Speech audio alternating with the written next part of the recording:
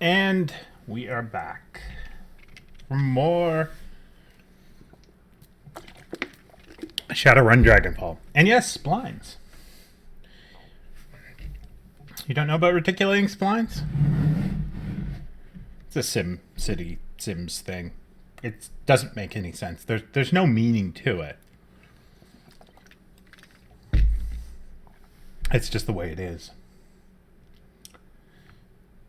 Now, I need to unmute the game, because that would be useful.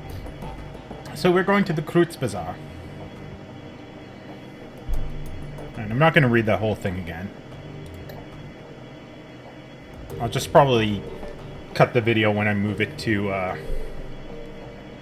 YouTube, so that the reading of that is whatever. I think it is in SimCity 2000, but I can't be sure.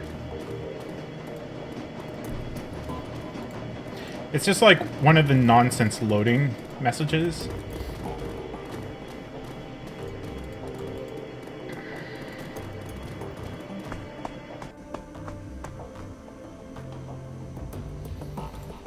Paul Amsel. You step inside, and the squalor of the disused U-Bahn tunnel gives way to the warmth of your safe house. A man waits inside, silhouetted against the dim fluorescent lighting.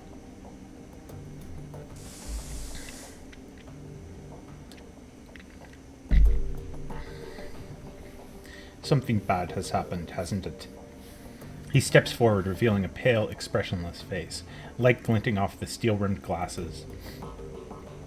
Paul Amsel, your team's fixer and landlord, part dealmaker, part information broker, one of the most well-connected men in Berlin. His eyes sweep across the team as he takes it all in, the grim faces, the hard stares, Iger's fury, Monica's absence. I had a feeling. How did she? His face has gone ashen. He swallows, takes a moment to chew on the words before spitting them out. How did it happen?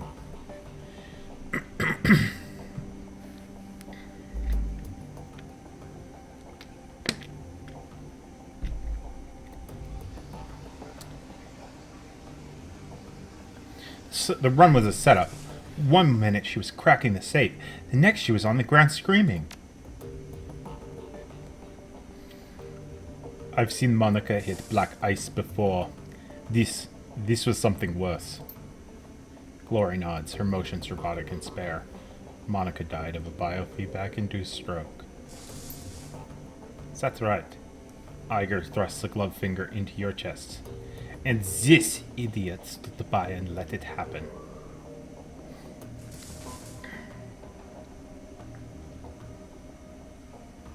Ignore it. I ignore it. Or Fox ignores it. Let it happen. She jacked in. She screamed, and she seized. By the time we saw she was in trouble, it was too late. Yeah, because you never bothered learning what to look for. Muscle contractions and microtremors are good indicators of a decker in distress. I'm assuming you didn't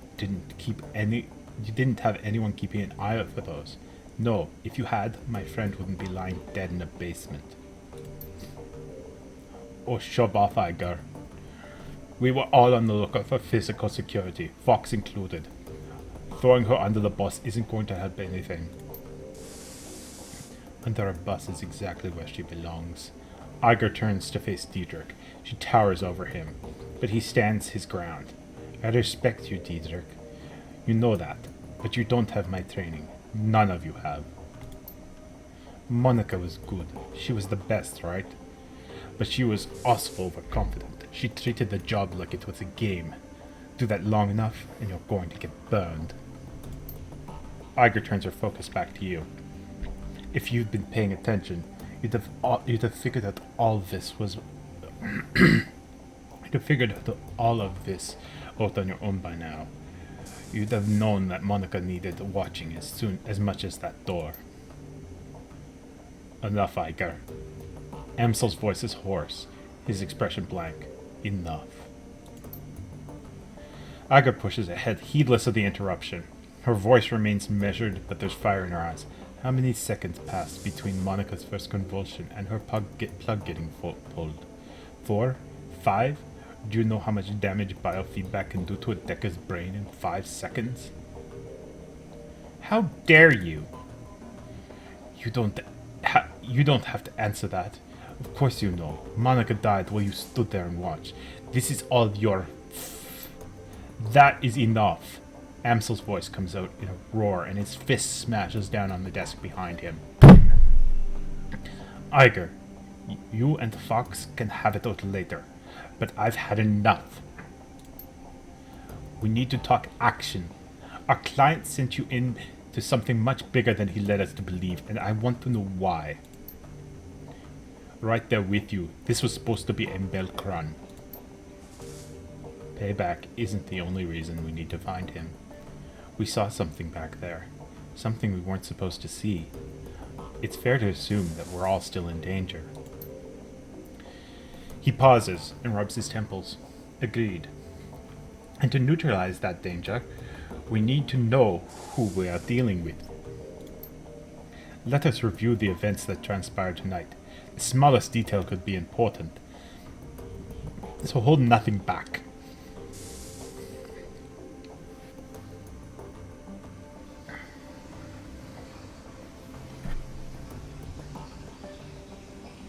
Monica lived long enough to say a name.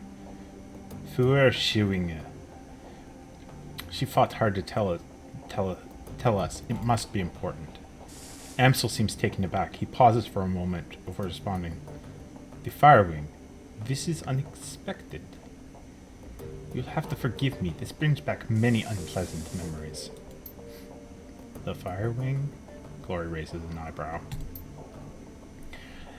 The most terrible of the great dragons. There are those who would disagree, but they have never experienced the terror of living in her shadow. He glances at Glory. You are far too young to remember her, but for Germans of my generation, the name Verschwinger is synonymous with chaos, destruction, and death. The dragons of today are subtle creatures, full of patience and guile. Verschwinger was not. You know what I'm gonna do? Here's what we're gonna do. I'm gonna just... Where is this?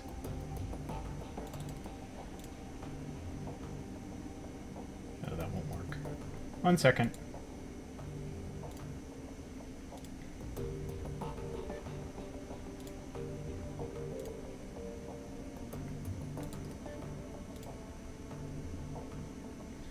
And then go over here. Feuerschwinge. Feuerschwinge. Feuerschwinge. Feuerschwinge. Feuerschwinge. Feuerschwinge. Okay, I'm gonna remember that. Feuerschwinge.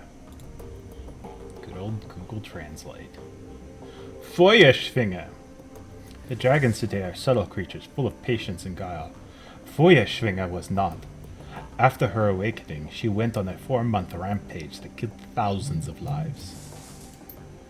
Amsel takes a deep breath, slowly releases it. There is a haunted look in his eyes. Those were dark days. Countless men, women, and children were slaughtered, roasted alive in their homes by a creature of legend. No hope for salvation and no end in sight. It was a horror you cannot begin to understand. What stopped her? I can't imagine that a rampaging dragon would just go away on its own. Eventually, the Firewing was brought down by a man named Dr. Adrian Valclair. Well, with the help of Luftwaffe, of course. But it was experimental weapons designed by Dr. Valclair that finally pierced her hide. She fell in a hail of bullets and rocket fire and crashed down in the radioactive wasteland of the Sox. This event was called boom boom boom the Dragonfall. They said the name of the game. The campaign's called Dragonfall, and the event was called Dragonfall. So this is very important. I should continue. Safe at last from the dragon's wrath, Germany celebrated Vauclair as a hero. Our own Siegfried, a modern-day dragon slayer. My own family practically worshipped the man. If the Dragonfall was as important an event as you make it out to be, I'm surprised I have never heard of it. Those early years of the Awakening were traumatic, Iger. Not just on a national level, but on a global scale. New species of awakened animal being discovered daily. Within 2 years of the Dragonfall, the active use of magic had returned to the world, and a new source of terror for a bewildering public. And in 2021, the sudden emergence of orcs and trolls gave rise to another wave of global panic. In light of such turmoil, is it any surprise that Dr. Vauclair and the Fire Ring were forgotten?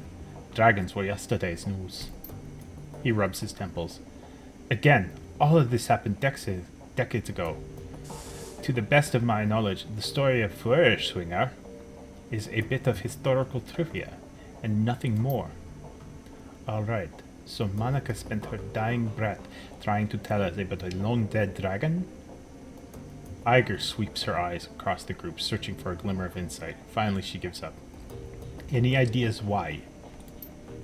Amsel's voice trembles with frustration. No. It doesn't make any more sense to me than it does to you. The Dragonfall is ancient history. Feuerswinger has been dead and gone for 42 years. But there is one thing I do know. Whatever Monica saw, whatever she was going to tell us, it was important. He visibly struggles to calm himself, takes a deep breath, and then slowly releases it. I will look into this. I will find answers. In the meantime, did you turn up anything else of value? After everything went to hell, we were confronted by an orc in military-grade armor. He appeared to be the head of security. That is not much to go on. Do any details about this orc come to mind? Any distinguishing features that I could look into? He was an older guy, for one. From the sound of his voice, I am guessing mid to late 40s. Pretty old for an orc. He had skin grafts. Most of his face looked like replacement material. If the grafts came from a legitimate hospital, there may be medical records. That is something. I will see what I can find out. Did you know anything else during the run that may be of value? The estate was just a front for whatever was going on in the basement. Amsel nods. That much is clear. It wasn't a minor enterprise either. That facility was serious funds to build. And time. There was more to it than we saw. Places like that don't spring up overnight. And all in secret. The owners, whoever they may be, were none too pleased by your escape, I'm sure. What else did you find? That's all we got. That is not much. Amsel nods, his face drawn and haggard. It is thin, I agree. A basement, a middle-aged orc with skin grafts, and a long-forgotten world event.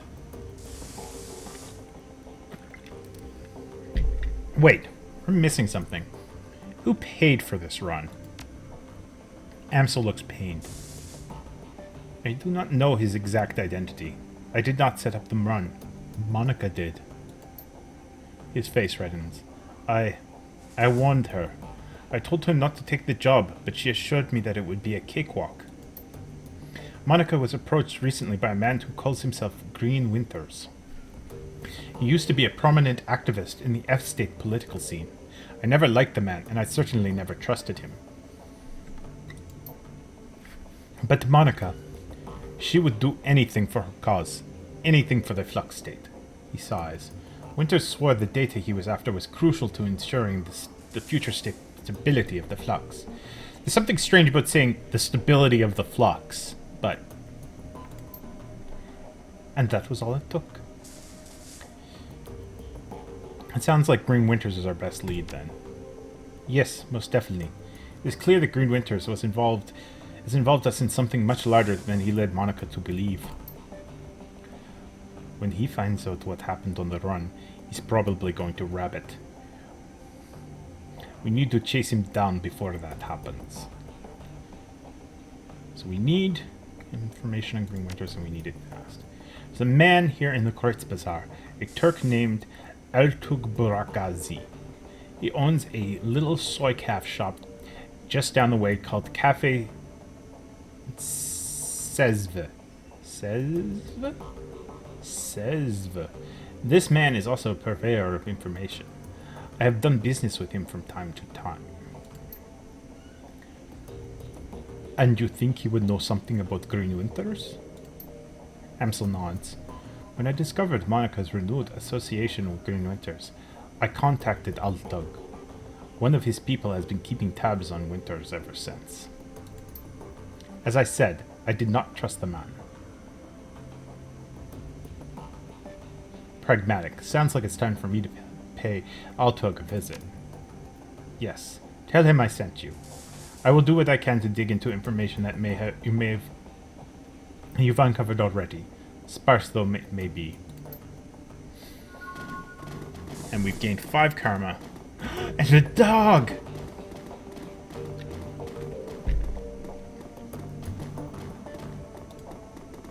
And his name is Dante.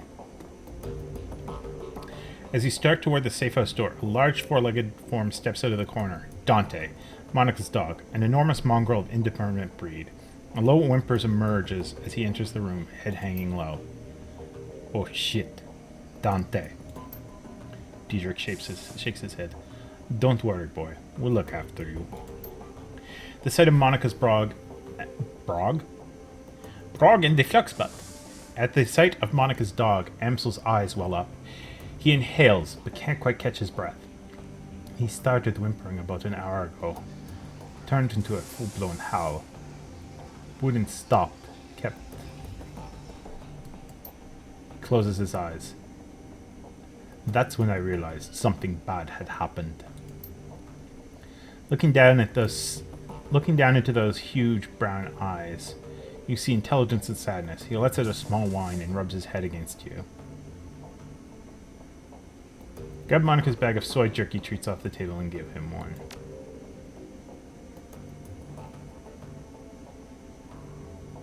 Dante takes the treat in his mouth, and it's clear he has no appetite for it, and the jerky drops to the floor. He leans into you and looks up mournfully, pressing his ribs against your leg. I guess the dog is going with you, Fox. Amsel takes a ragged breath and releases it, then a slow melancholy smile plays across his face. Well, perhaps part of Monica lives on in Dante. Return to the safe house when you're finished with Altug, my Freiland. My Freundin. My German pronunciation is so bad. Mein Freundin. With a little luck, he can help us locate Green Winters, and we can get to the bottom of this. He stares at the floor. And now, I think we should all take a moment. His lips tighten. For Monica.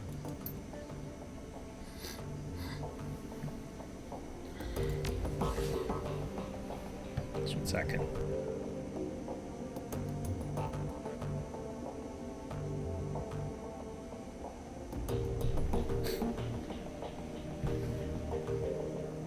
Oh.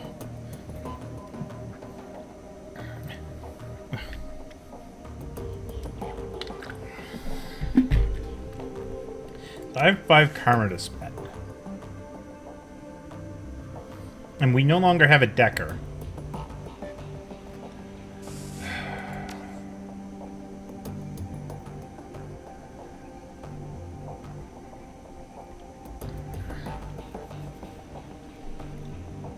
Okay, well, I think I should at least take range combat 1.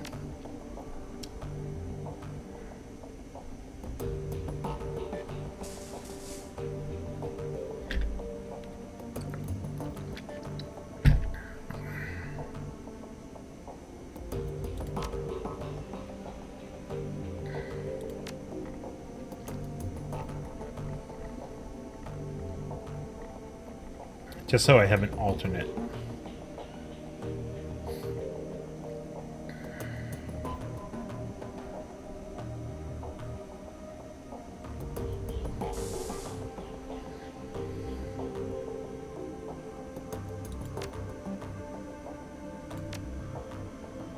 Yeah, since we don't have a decker, I feel like I should put some karma points into decking. And then I'll put a point to dodge.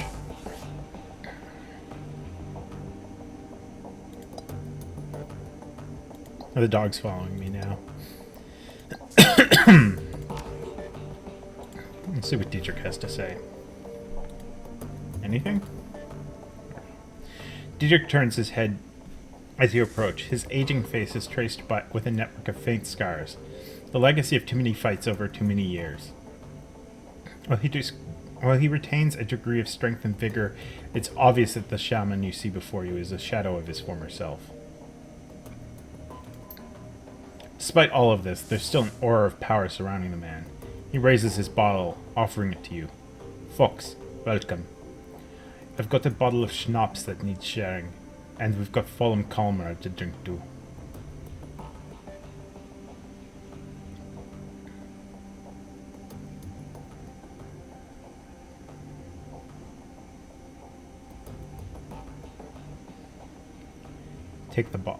Fox takes the bottle. You go ahead and toast Monica. I'm drinking to revenge.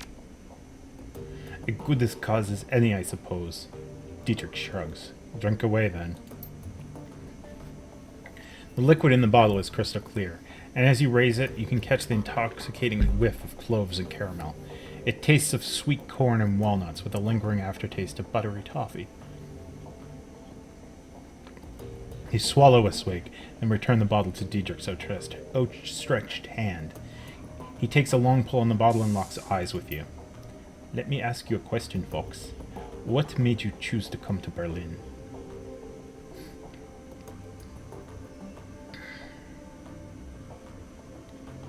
Why do you want to know?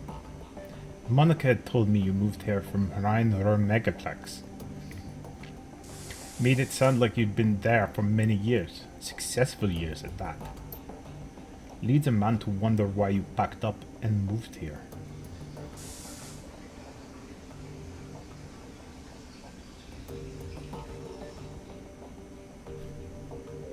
That I don't speak out the game dialogue?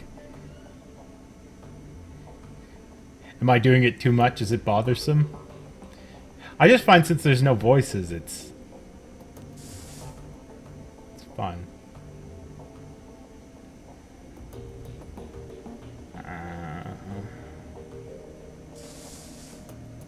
The run went bad and my team paid the price. Dietrich raises an eyebrow. Went bad, huh? Like the run we just came back from went bad? Or so is the only survivor. That's rough, friend. How'd it happen? I'm basically just writing my backstory now. Oh. Okay, I see. There's tons of dialogue is what you're saying.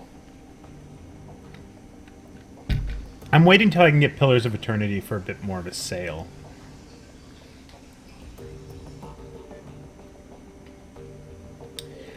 That's rough, friend. How'd it happen?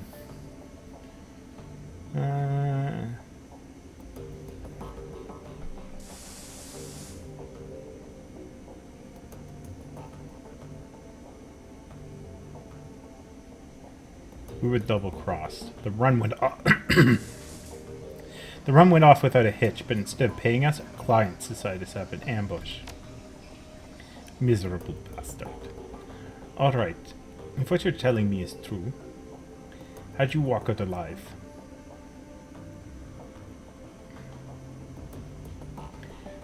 Through the timely arrival of some very well-armed friends. Those are always the best kind, aren't they? Dietrich smiles and takes another swig from the bottle. So after all this went down, you decided to bail out of the Ruplex and head to Berlin? Am I getting that right?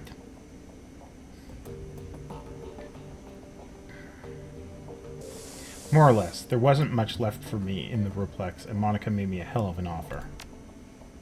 Oh yes, Monica. Dietrich raises his bottle again and closes his eyes and takes a long drink. After the moment has passed, he returns his attention to you. It all comes back to our girl, doesn't it? I'm slowly, like, wobbling between German, Austrian, and Russian. completely unintentionally. So let me ask you, what was your relationship with Monica anyway? I know that you two knew each other way back, but she was pretty coy about these things. Why do you want to know? Monica was my friend. I cared for her. Dietrich shrugs. I don't know. I guess I just want to get to know her better. There were some areas of her life that have always been a mystery. And if you could shed any light on them, I'd be appreciative. I can respect that. So what was the deal between you two? Don't leave me in suspense. Who is your daddy, and what does he do? Yeah, they definitely would have been ex-girlfriends. Is that so? Dietrich raises an eyebrow. Learn something new every day. Well, anyway, good on you both. Dietrich raises his bottle to you in a salute. She was a wonderful woman, and I hope your time together was happy.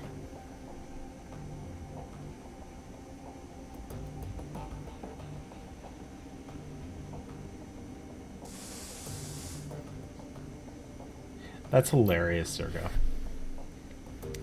Anyway, I've taken enough of your time, and the bottle's almost empty.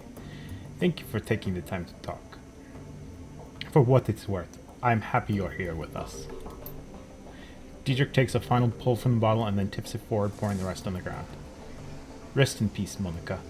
We'll miss you, girl.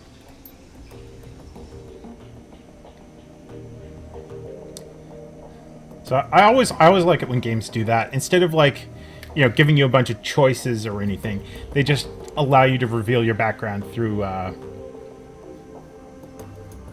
series of questions that someone else asks. Does Paul Amsel have anything else to say to me? Fox.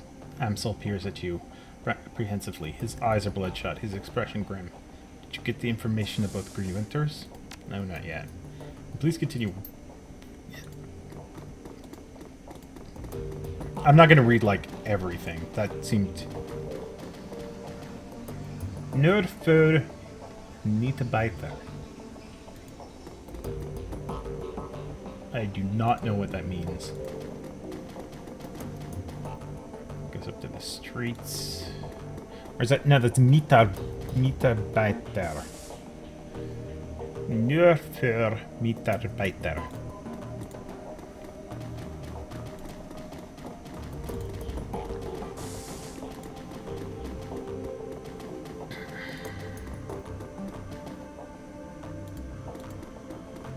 I don't think Iger likes me particularly much.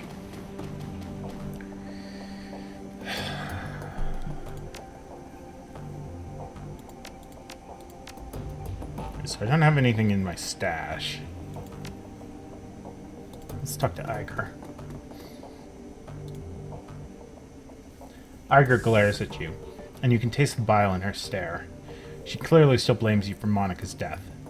Something I can do for you, fearless leader?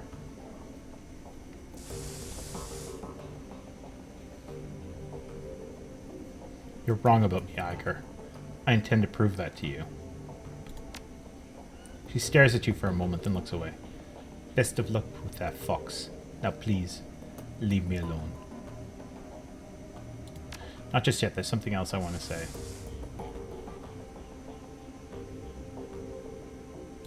I don't want to talk to her any more than that. Let's talk to Glory. Glory is beautiful in a waifish sort of way. Her features are almost elvish in their delicacy. But there's something cold about her that you find slightly unsettling. What's more unsettling is her chrome. Glory is rocking a heavy loadout of cyberware from head to toe.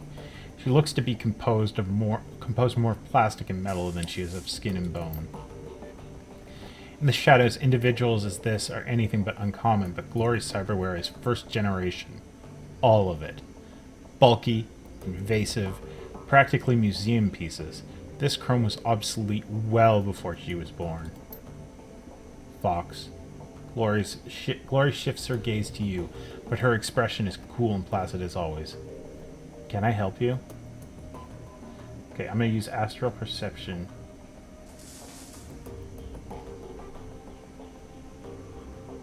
It does kind of look like Mila Kunis, doesn't it?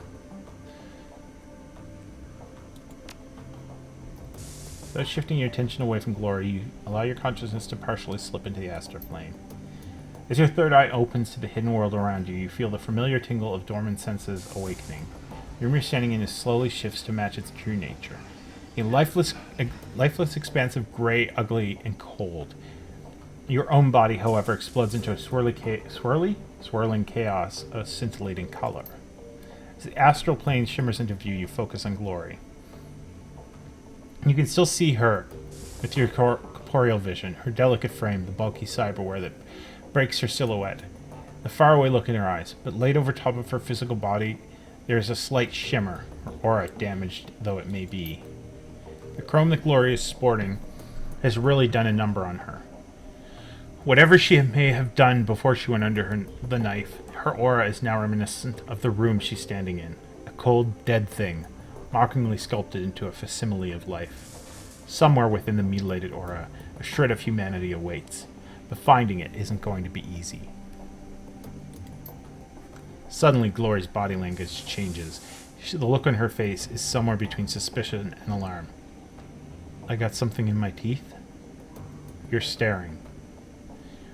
With an aura this shredded by cyberware and surgery, it's going to take a minute to gather any useful information.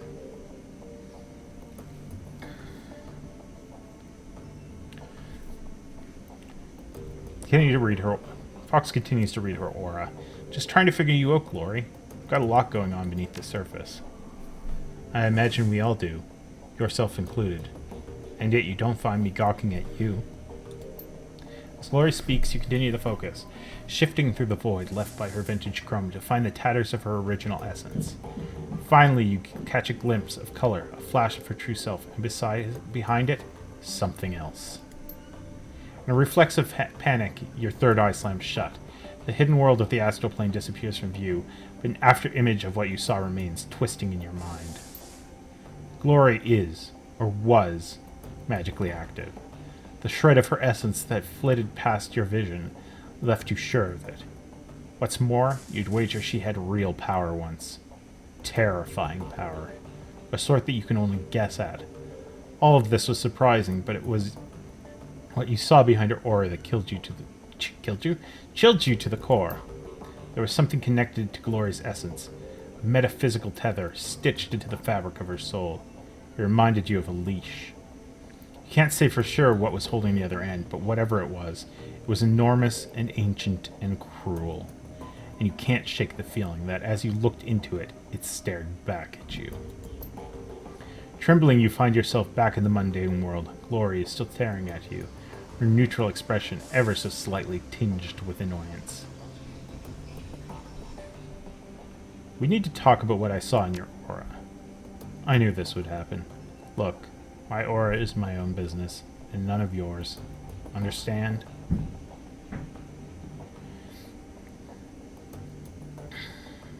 Wrong. What I saw in your aura looked dangerous both to you and me. That makes it my business. You don't know the half of it, but it isn't dangerous to you anymore. I fixed it. Understand? She gestures to the antique cyberware that riddles her body. It's mostly gone now. The only person it can hurt is me, and only if I let it. So drop it, okay? She pauses for a moment. The hard expression on her face softens. Look, I understand you're trying to help me, and I appreciate it. I do. But I am not ready to talk about this yet. Maybe when we know each other a little better, okay? Until then, just give me my space. Can I talk to her about other things? No, okay. So I guess we're going out to the street.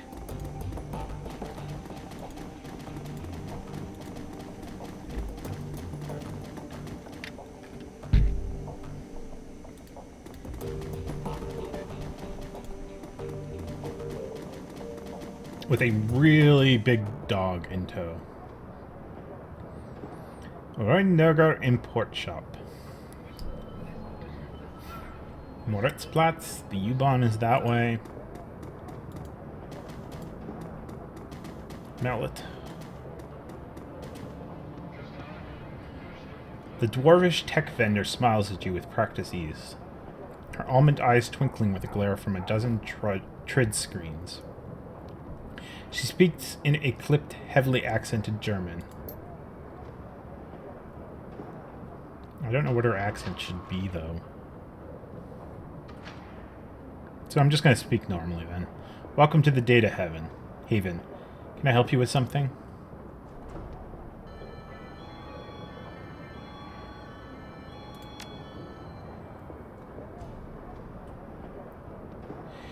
Anything and everything. Need a new deck? Some software? Perhaps I'm your girl. She taps a painted fingernail against the molded plastic of her data jack. Or maybe you're a rigger like I am. Perhaps I can interest you in a new drone or two. It all sounds whiz to me. Let's see what you got. So...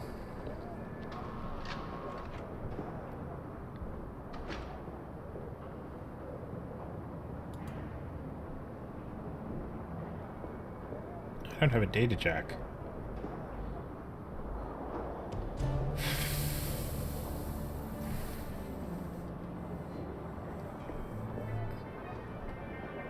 How the hell do I get a data jack? We don't have a decker anymore.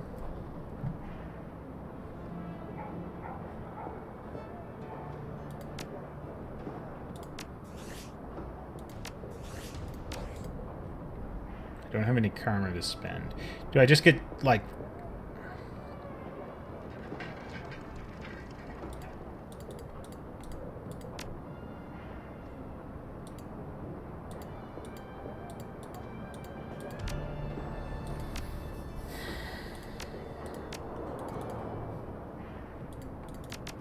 Okay, so it's not part of this, so where do I get a data jack?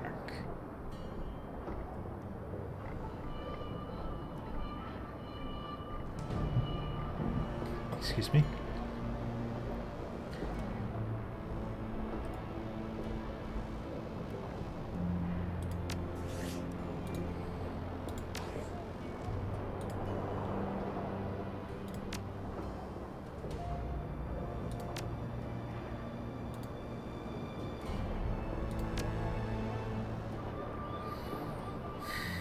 Okay, I'm assuming I have to go to like a place to get tech installed first.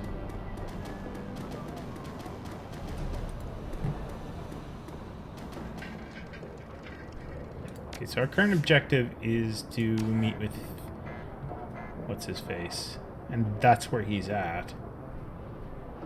I just kind of want to look around this area first.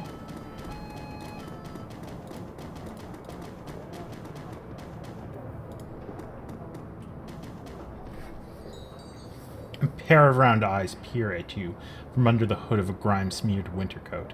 You recognize him as David, one of the Kritz Bazaar's street kids. If you had to guess, you'd place him in his mid-teens, although it's difficult to tell beneath the grime and acne marring his face. You've seen him following Monica around between runs, chasing her heels like a lost puppy. She always seemed to have a soft spot for the kid. Oh, hi, Fox. Have you seen Monica around? Been looking all over for her. I'm afraid I have some bad news for you, kid. The kid blinks, a blank expression on his face. She's dead, isn't she?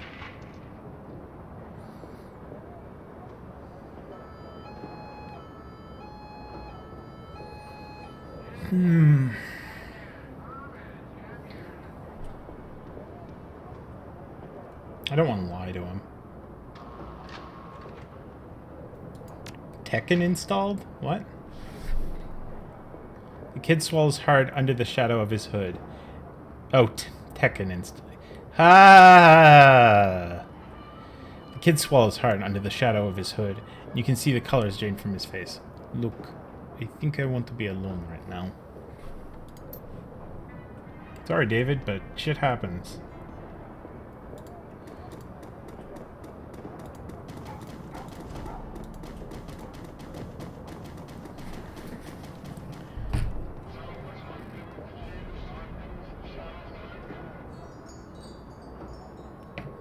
so there's like...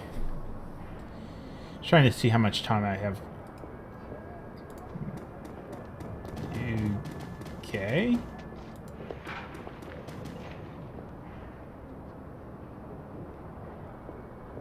Let's give her a new yen. Because I'm nice. Okay, that goes down to a U-Bahn platform.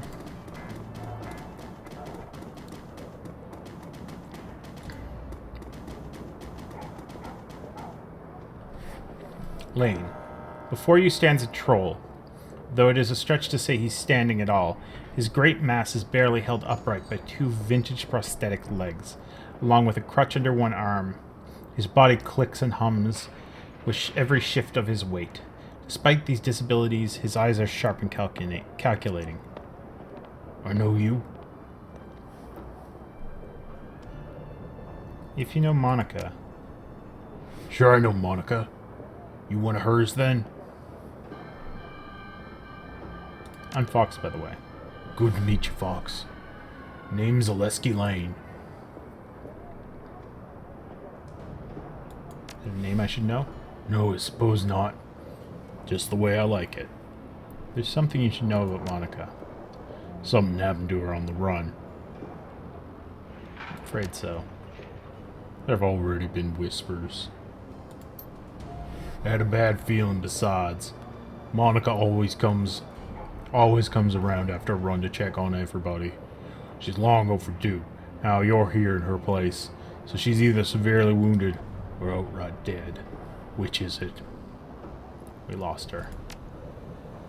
The grizzled troll nods grimly. The servos in his prosthetics complain as he lets loose a heavy sigh. Now that is a shame. She was a hell of a runner, that one. And a good friend. I'll leave you be.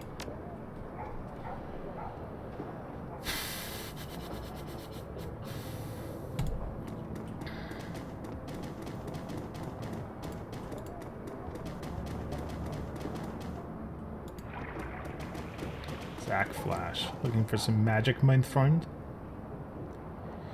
This elf has clearly seen better days. His skin is weathered and emaciated, as though it has been stretched too tightly over his frame. Track marks line the crooks of his arms, and the dirty bandages wrap his knuckles. Despite all of this, he seems cheerful enough. The elf fixes his twinkling, bugged-out eyes on yours and offers you a broad smile, displaying a set of impossibly white teeth. When he speaks to you, his voice is surprisingly deep. Guten Tag, mein Freundin. You here for some magic? Because Zack Flash, he gestures at himself with a dramatic flourish, is your magic man. Magic? Are you a street mage? Zack lets out a throaty barking laugh. Street mage? Me? Do I look like a street mage to you? He shakes his head. But his smile doesn't waver. He fishes a small bag of pills out of his back pocket and dangles them before your eyes. No, chammer. I am not a street mage. I've got the magic in my blood and the magic in these bags, but you won't catch old Zack studying any spell books. Well, in that case, talk about the magic you've got in that bag there. What have you got? Oh, a little bit of everything. I've got your Zen, and your Hyper, and your Nitro, and your Nova Coke. If you want it, I've got it. Zack leans forward and lowers his voice to a conspiratorial whisper. I've even got a special concoction of my own design, but I wouldn't recommend it unless you're serious about getting high. So, you want to conduct a little business? What's the deal with the special concoction? Flash's grin broadens even further. His mouth is disturbingly large, and there's something menacing about the sight of those two white teeth. This is the real deal, chammer. A proprietary blend designed and delivered by yours truly. Pharmaceutical-grade kamikaze cut with genuine spirit residue from the tear, and then mixed with my secret blend of herbs and spices. He produces a small packet filled with iridescent purple granules from the pocket of his dirty jeans. You want to get high? Buy some Nova Coke and throw yourself a party. You want to soar, then you get yourself some flash. So, wanna conduct a little business? What's up with the bandages on your hands? Zack snorts. Out a short burst of laughter, he waggles his bandaged hands in front of you. Oh, these? Nothing much, chummer. Nothing much. Tussled with his spirit back in Amsterdam. You know, we elves are very spiritual people. Oh, come off it. Elves are not, on the whole, any more or less magical than anyone else, and I'm in a position to know. Zack lets out a short barking laugh. Oh, come on! Stop denying yourself. Embrace the power inside you. You've got the mojo just like me. Accept it. Flash lowers his voice yet again to another conspirational whisper. Between you and me, my mojo is stronger than any corpse war mages. Take those rat scum bastards as technology. As technology, I like it. They cast spells all day and night, right? Fire this, lightning that, just tossing them around like candy. Right. Well, me, I'm just doing my thing and not casting spells. I'm just storing up my energy, saving it. Can you imagine how much magic I have? I don't think that's how that works, Zack. Trust me, friend. I have secret knowledge. He slowly turns his head from side to side to give you a good look at his upturned ears. Like I said, it's in the blood. Okay, Zack, I trust you. Now, can we do some business? Well, I'm a businessman. I suppose you're a customer. Who am I to say no? So you want to conduct a little business?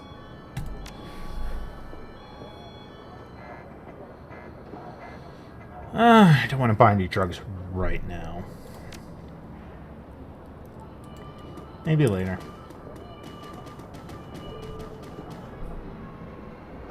Triage Cyber Clinic. Okay. This is where I want to go, because I need a data jack.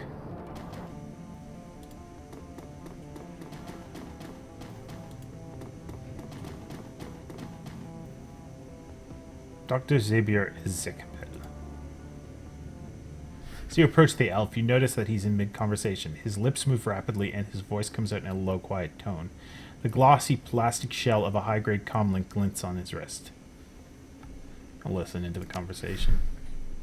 Doing your best to look uninterested, you lean in slightly and strain your ears. You find that you can make out the doctor's end of the conversation. No. The price I'm quoting you is more than fair. Well below market value, in fact. If you can pay it. If you can't pay it, that's your problem. Yes, I know the price has gone up. This is a seller's market. Well then, you'll just have to find the money or go without. I'm sorry, but I have to go. I have a patient. He presses a button on the comm link and looks up at you, $1 million smile on his face. Sorry about the wait, my friend. Welcome to the Triage Cyber Clinic. He extends his hand to you. I'm Dr. Xavier Ezekiel. And your name is?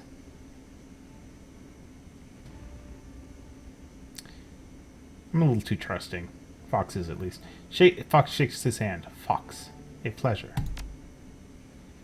Pleased to meet you, Fox. What can I do for you today? I need cyberware.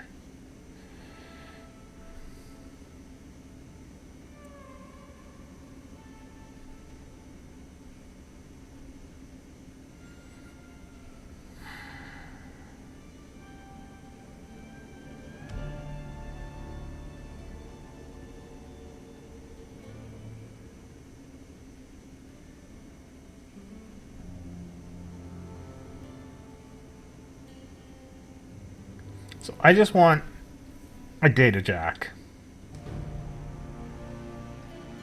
This one it does the least amount of damage to my essence. It's more expensive though, but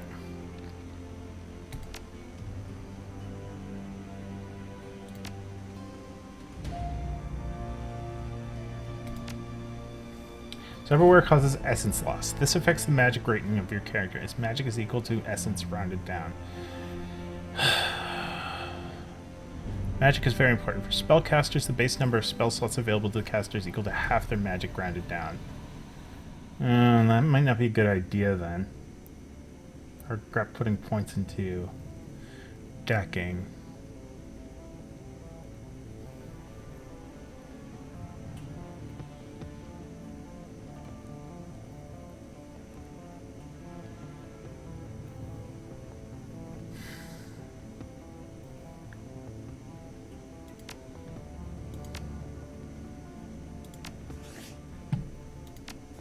But do I really cast magic? Like, I do summoning, I don't do spell casting. It's not the same, I don't think.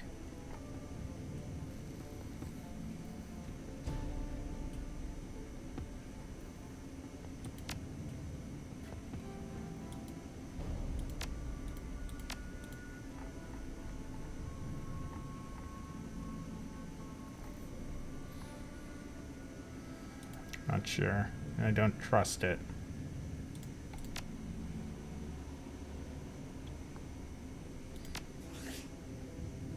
Oh well.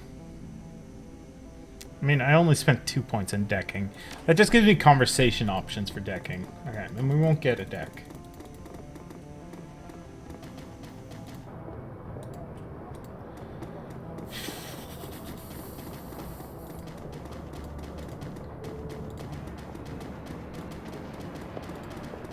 Good to talk to Slimmy.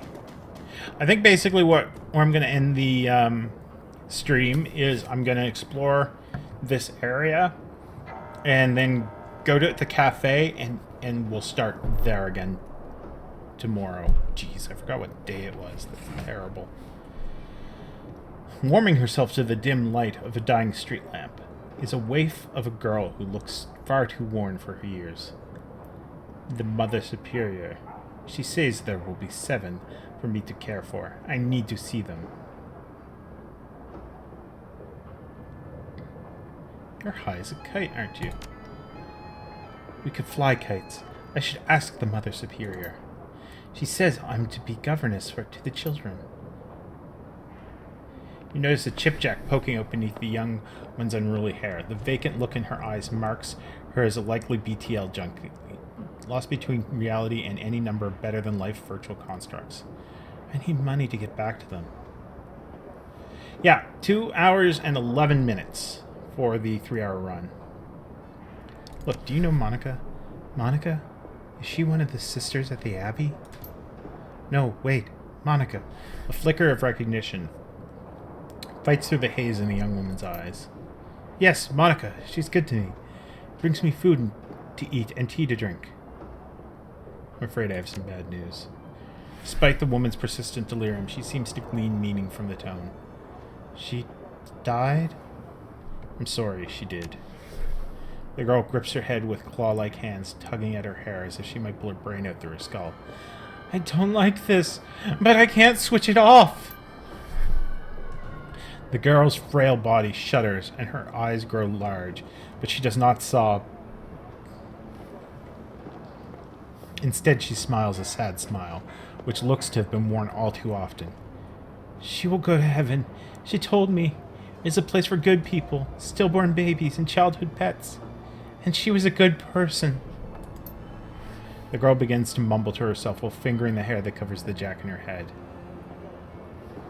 This story sounds familiar. Captain Von Trapp is very well known and respected. The poor dear lost his wife and the children their mother. A child should not be without a mother, and a mother should not be without a child. Have you seen the captain? So she's lost in the Sound of Music, I think. I don't know the Sound of Music particularly well. There's a ringing phone?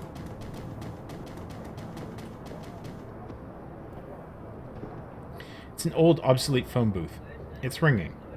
Pick up the receiver. A monotone, pitch-adjusted voice begins speaking. The Schlockwellen writer's contract for this guise is no more. Fox is listed as a follow-up contract. This is our only secured line to this guise. Please listen to the following instructions carefully if you are a supporter of our cause. Continue listening. We have phone booths in strategic locations through the city. Within each one, you will find a request posted for specific information. If you can obtain a copy of information, return here and submit it via the port below the receiver. We will verify the authenticity of the information remotely and post an undoctored copy of it onto the Matrix ourselves. It is our stated goal for this information to remain free to all. However, you will be compensated for sought-after information returned to this location. The line goes silent. I'll keep an eye out. The line remains silent.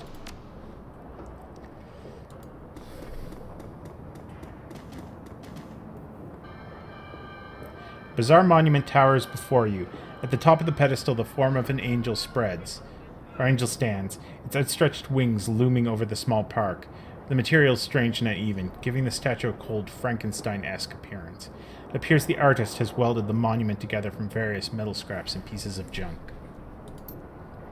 As you approach, a small grimy monitor at the base of the statue flickers dimly to life. The graining face of a smug young orc appears on screen. Hello there. I'm Ebert Kunzel, the creator of this monument. What would you like to know? About the artist. I am visionary Ebert Kunzel from the Lindwormer. You might know me from... Okay, well, there isn't much I'm known for yet, but I intend to change this. All art is born from misery, after all. Statue name. This is my tribute to victory, the victory of anarchy. It is both a citation and parody of the statue we destroyed some 20 years ago. You may remember it from the history turds as Sigasal or Goldes. Goldeles. Installation history. Isn't it obvious? The Sigasal, a monument to the hubris of Prussian state, gets blown to bits. So someone takes a lot of bits and builds a monument to the hubris of anarchy. I mean, what more is there to say? And let me just step away from the statue.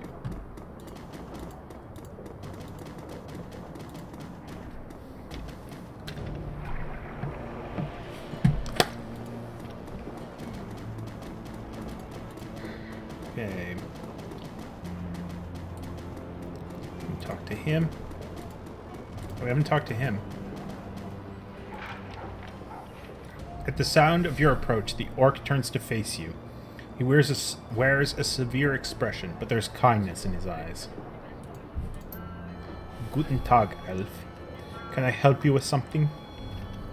Couldn't help overhearing your conversation. I take it you run a charity of some sort? He nods. Yes, it isn't much, but we do what we can. Such as? Give me some specifics. He clears his throat. He begins to count off on his fingers. In the past several years, I've established a shelter where the disposed can sleep, a soup kitchen to feed the hungry, and a library for the people of Kreutz Bazaar to better themselves. It isn't much, I admit, but it is a start.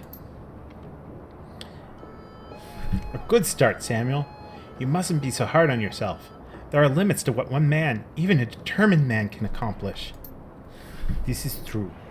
He nods to the orc at his side.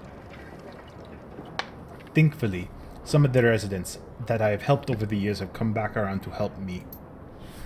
I've gotten 15 assorted orcs and trolls from around the Kreutz Bazaar working with me now. They help me man the soup line, stock the library shelves, and to do all of the hundreds of other little things that a community organization needs done every day. These extraordinary individuals are living proof that what we do here has value. They are my inspiration to continue forward. He beams at the compliment. From her body language, it is clear that she idolizes Beckenbauer. Now, do you have any more questions? If not, I bid you good day. I don't wish to sound self-important or rude, but there are many pressing matters that demand my time.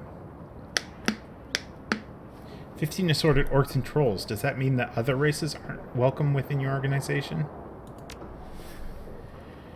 That's taking a rather narrow view of what we do. Yes, it is true that my assistants are all members of the goblinoid races. It is also true that they accept my help. They were thieves, gangers, and deadbeats.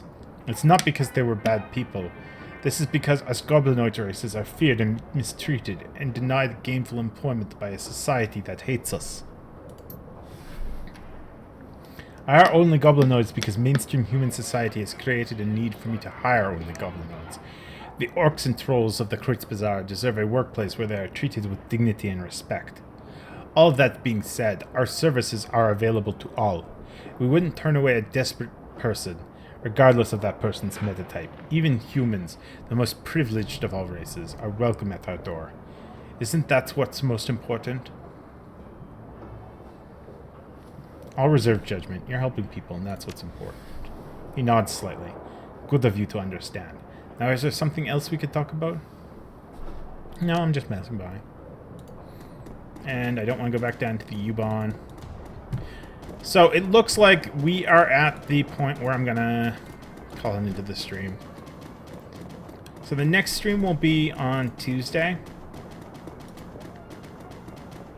So, I don't want to go into there. Tuesday night, as usual, we'll be back with the stream.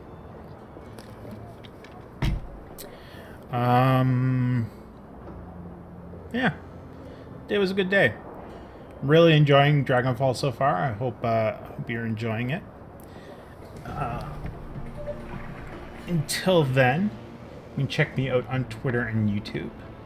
And follow me here if you're enjoying what you see. If you don't already follow me. Or if you're watching this on YouTube, then you can follow me on Twitch. And then follow me here, which would be YouTube. The future's a strange place. I'm never quite sure where I am. Yes, next time on Dragonfall Z. I open the door. I don't know what happens beyond that. So anyway, I'm going to go off and probably watch some SGDQ, which you should check out. It's an excellent speedrunner marathon for Doctors Without Borders, Médecins Sans Frontières. It just started today, and it goes all week, I believe. So, pop over there and check it out. You can Google it. There's a schedule. You can see they do speed runs and competitions and all kinds of stuff. So, that's where I'm heading after this, while I work on probably some streaming assets and some highlights and stuff like that. So, until Tuesday, have some music. See you around.